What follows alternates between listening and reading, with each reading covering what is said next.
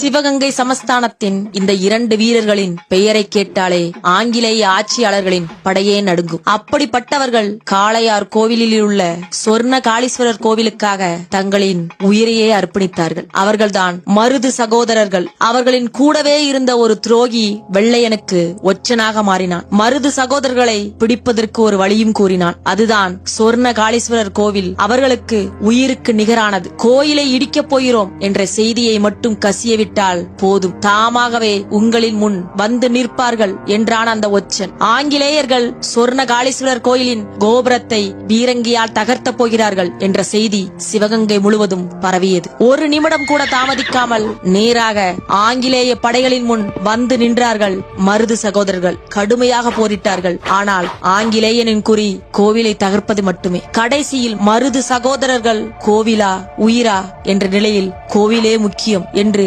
உயிரை பணைய வைத்தார்கள் கோவிலுக்காக. பிரிட்டிஷ் அதிகாரி கேட்டான், உங்கள் கடைசி ஆசை என்ன என்று. மருது சகோதரர்கள் சொன்னார்கள், எங்களின் தலையை சொர்ண காளீஸ்வரர் கோவிலுக்கு எதிராக புதையுங்கள். எங்கள் மரணத்திற்கு பிறகும் அந்த கோவிலுக்கு கொடுக்கப்பட வேண்டிய மானியத்தினை நிறுத்தக்கூடாது என்று. உயிர் போகும் அந்த தருணத்திலும் கோவிலை பற்றியே நினைத்தவர்கள்தான் நம் மருது சகோதரர்கள். சொர்ண காளீஸ்வரர் கோவில் இருக்கும் வரை மருது சகோதரர்களை யாருமே அழிக்க முடியாது. இன்றளவும் வீரத்தின் சாட்சியாக அந்த கோவிலின் கோபுரம் நிற்கிறது.